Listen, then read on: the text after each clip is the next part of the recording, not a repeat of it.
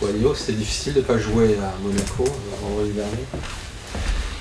Oui, forcément, parce que quand vous êtes prêté par un club, forcément, vous avez l'envie de montrer au club que vous aurez mérité de jouer. Maintenant, c'est pas une fin en soi. Aujourd'hui, je suis à Bordeaux. Et oui, Monaco, c'est un match qui est passé, c'est un match derrière. Maintenant, je me concentre sur le prochain match. Et vous l'avez vécu comment, ce match de Monaco? C'était... Vécu, c'est-à-dire? Qu'est-ce que vous avez éprouvé comme sentiment pendant le match? Ça vous a démangé de rentrer sur le terrain? Bah oui, c'est clair que j'avais envie d'être avec mes coéquipiers, pouvoir apporter mon aide, pouvoir apporter ce que j'ai. Mais comme je dis, après, ils ont fait ce qu'ils ont pu. Parce que c'est vrai que c'est clair que contre Monaco, on peut toujours mieux faire. Parce qu'il y a eu des erreurs qu'on aurait pu éviter, je pense. Mais bon, c'est le foot, c'est comme ça. Et on fait avec, on apprend et on avance. Comment tu te sens, toi? C'est vrai que tu es arrivé ici, tu n'avais pas beaucoup de temps de jeu dans les jambes. Est-ce qu'aujourd'hui, tu dis que tu es arrivé à 100%? Bah moi, vous savez, je pars dans l'optique où je veux toujours progresser. Donc non, je ne suis jamais à 100%. Je veux toujours me performer, je veux toujours être meilleur, je veux toujours m'améliorer. Donc le 100%, ouais, tu peux dire que tu es à fond, je peux dire que je suis mieux dans mes jambes, c'est clair, avec les matchs que j'ai pu jouer, mais à 100%, non. C'est différent, Monaco et Bordeaux? Différent par rapport à... Saison, par rapport au quotidien, par rapport à comment tu passais comme ça en cours de saison?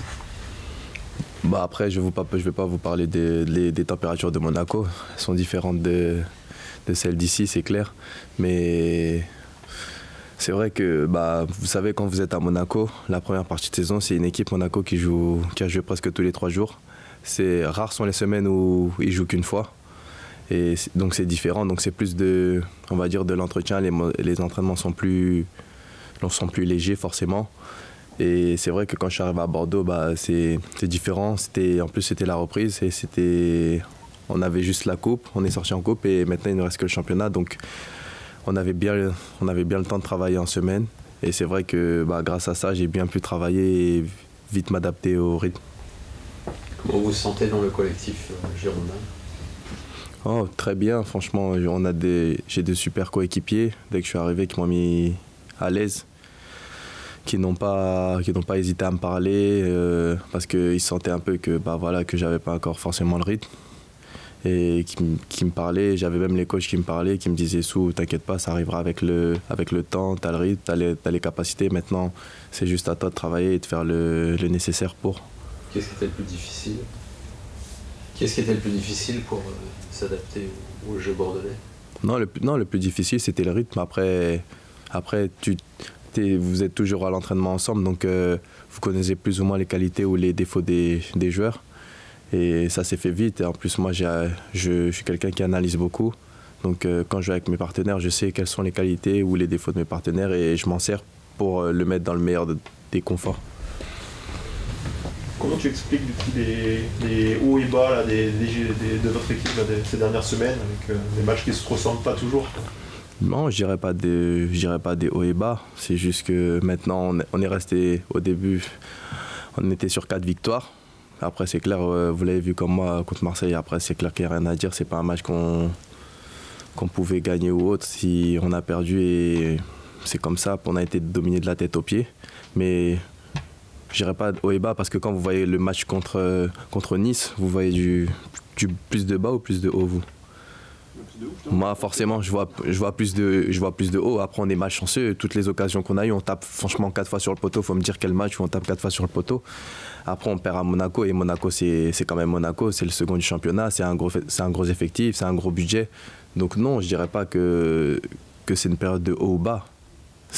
C'est juste que voilà, on est tombé sur des gros. On a manqué aussi de chance. Et maintenant, c'est à nous de se relancer ce week-end. Vous voyez au fond, là, votre pied gauche contre Nice? Comment? Alors, après, j'étais un peu de dos. Je m'attendais pas à ce qu'elle vienne, mais c'est vrai que c'est le premier réflexe que j'ai eu. Après, malheureusement, elle va sur le poteau. On aurait préféré qu'elle rentre. Mais bon, c'est comme ça. J'espère que la prochaine sera au fond. Vous jouez Angers, c'est une équipe compliquée à jouer, ça? Oui, on connaît tous Angers. Angers, c'est une équipe qui évolue en contre. Je pense que chez nous, je ne sais pas comment ils vont aborder le match, mais nous, n'importe quelle équipe, on aborde le match de la même façon, c'est-à-dire avec toujours notre capacité à presser, à aller chercher les ballons haut, à récupérer. Et après, si on peut plus développer notre jeu, parce que je pense que c'est ça qui nous manque un peu, pour que d'ici la fin de saison, on essaie de viser les places européennes. Alors, ça veut dire que vous allez être obligé de donner beaucoup de vous-même, il y a un gros impact physique de la part d'Angers. Vous, là-dedans, vous savez d'avance que ça va être un match où il va falloir beaucoup de... Ah oui, de toute façon, nous on est prêts à tout, de toute façon. Et on sait que ça va être un match engagé, mais nous on n'a pas peur, nous aussi on est solide, on a des joueurs costauds aussi. Donc après il faut savoir être solide à la récupération du ballon, mais quand on a le ballon, c'est-à-dire la possession, tout en utilisant le ballon. Ils sont dangereux jusqu'au bout. Ils ont marqué 2 fois contre Guingamp la semaine passée. Ils avaient déjà égalisé en fin de match à l'aller, au mois d'août. Enfin. Oui, après c'est...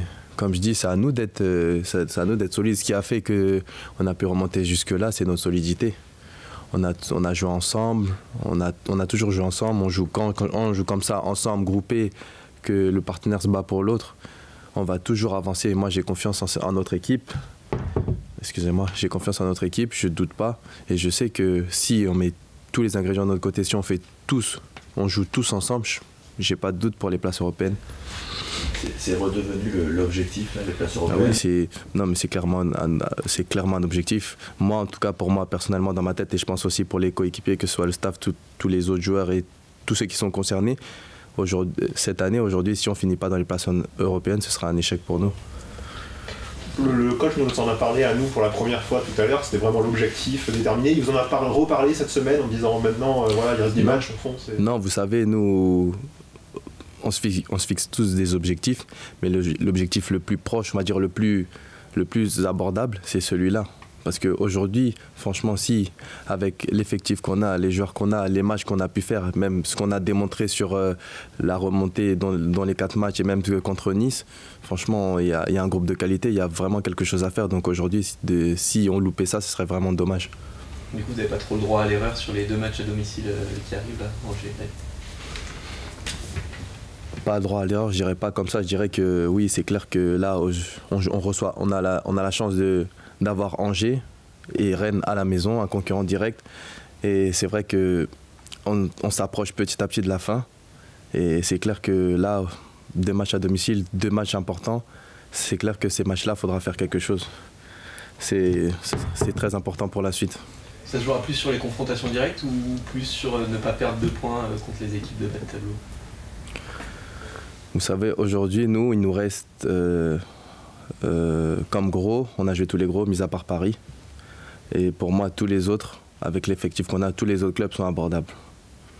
Tous les autres, même, je sais qu'après, il y aura des matchs plus ou moins difficiles, Montpellier là-bas. Mais je sais que si nous, de notre côté, on fait le maximum, qu'on reste sérieux, je sais qu'on pourra faire quelque chose. Maintenant, ça dépend juste de nous et de l'équipe. C'est ça justement qu'il faut changer cette année par rapport à cette fâcheuse tendance des années passées où Bordeaux souvent a un petit peu s'aborder sa saison, non pas forcément contre les gros où tout le monde perdait, mais justement face à ces équipes et surtout à domicile. C'est vrai, aujourd'hui c'est important parce qu'aujourd'hui j'arrive à Bordeaux, on arrive dans un super stade, on sent que maintenant les victoires viennent de plus en plus, donc automatiquement les supporters sont là de plus en plus et on sent même contre Nice, malheureusement on repart avec un nul, on a toujours cette déception, mais on sent qu'on a toujours eu ces supporters derrière nous et ça, comme je dis, c'est le 12e homme, c'est super important. Et quand vous avez ça avec vous à Bordeaux et le match qu'on a fait contre Nice et l'équipe en confiance, comme vous voyez, tout le monde prend de la joie, on attaque, on contre-attaque, on défend tous ensemble. Les équipes, en arrivant ici, ils vont se dire purée, ça va. Aujourd'hui, quand ils vont arriver, ils vont se dire putain, Bordeaux, aujourd'hui, c'est plus la même que la phase aller. Aujourd'hui, si on veut repartir avec quelque chose, il va falloir mettre les dents dans l'herbe. T'es pas là depuis très longtemps, tu sais pas ce qui va rester, on a l'impression que t'as déjà un discours de leader, etc. C'est ton caractère? Non, vous savez, ouais, c'est vrai que dans l'équipe, on a besoin de joueurs qui parlent, de joueurs